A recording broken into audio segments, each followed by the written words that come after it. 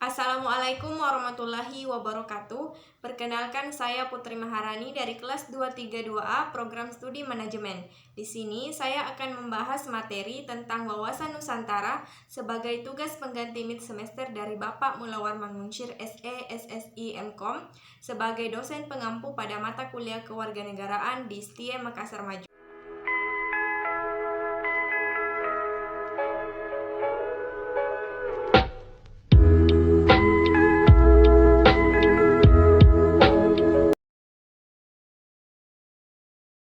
Sebelum masuk ke pembahasan, perlu kalian ketahui bahwa ada beberapa bahasan pokok yang akan kita bahas pada video kali ini. Yang pertama, ada definisi wawasan Nusantara, dan yang kedua ada sifat maupun ciri-ciri dari wawasan Nusantara, dan yang ketiga fungsi wawasan Nusantara, dan yang menjadi bahasan terakhir kita yaitu tujuan dari wawasan Nusantara. Sejak Indonesia merdeka, bangsa Indonesia mempunyai tujuan yang sama untuk membentuk Negara Kesatuan Republik Indonesia.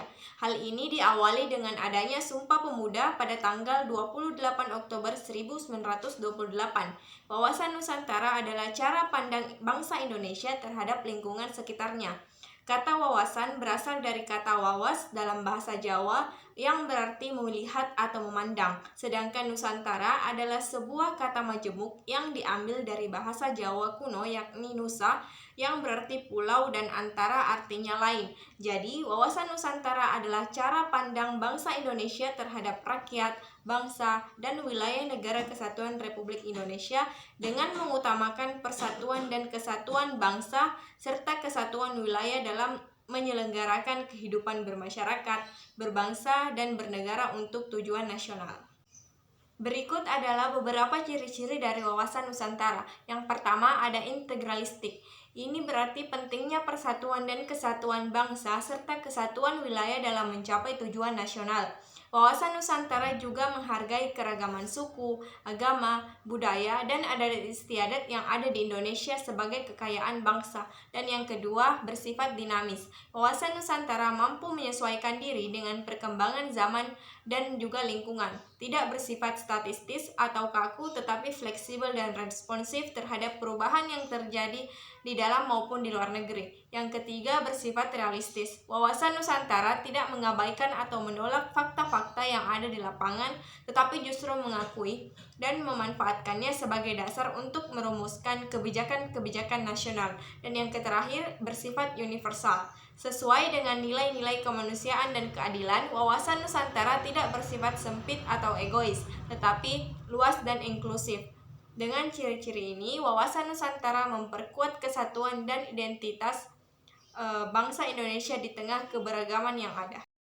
Bahasan berikutnya ada fungsi wawasan Nusantara. Fungsi wawasan Nusantara yakni sebagai pedoman, motivasi, dorongan, dan rambu-rambu dalam menentukan segala kebijaksanaan, keputusan, tindakan, dan perbuatan bagi penyelenggara negara dan seluruh rakyat Indonesia dalam kehidupan bermasyarakat, berbangsa, dan juga bernegara.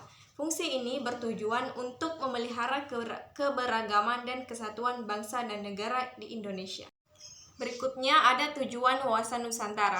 Wawasan Nusantara bertujuan untuk mewujudkan nasionalisme yang tinggi di segala aspek kehidupan rakyat Indonesia yang lebih mengutamakan kepentingan nasional daripada kepentingan individu, kelompok, golongan, suku bangsa, atau daerah. Tujuan lain dari wawasan Nusantara yaitu yang pertama, membangun kesadaran nasional, rasa persatuan, dan sikap nasionalisme yang tinggi di antara seluruh warga negara Indonesia. Hal ini berarti menghargai keberagaman budaya, bahasa, dan juga adat istiadat yang ada di seluruh wilayah Indonesia. Dan yang kedua, menjaga keutuhan wilayah dan kedaulatan negara dari ancaman luar maupun dalam negeri. Wawasan Nusantara mengajarkan pentingnya menjaga perbatasan, menghormati hak-hak masyarakat adat, dan menghindari konflik yang dapat merusak persatuan. Dan yang ketiga, mendorong kemajuan dan kesejahteraan bersama dalam bidang sosial, ekonomi, dan juga politik. Memastikan bahwa pembangunan dan distribusi sumber daya dilakukan secara adil di seluruh wilayah Indonesia. Dan yang keempat, mewujudkan hubungan yang harmonis dengan dunia internasional berdasarkan kemerdekaan, perdamaian, dan juga keadilan sosial. Baik, itulah tadi materi yang dapat saya paparkan mengenai wawasan Nusantara. Bagi kalian yang menonton video ini, saya sebagai orang yang memaparkan materinya memohon maaf bila dalam membawakan materinya terdapat kekurangan dan tidak memuaskan pemahaman kalian tentang wawasan Nusantara secara lebih detail. Terima kasih telah menonton video ini hingga akhir. Wassalamualaikum warahmatullahi wabarakatuh.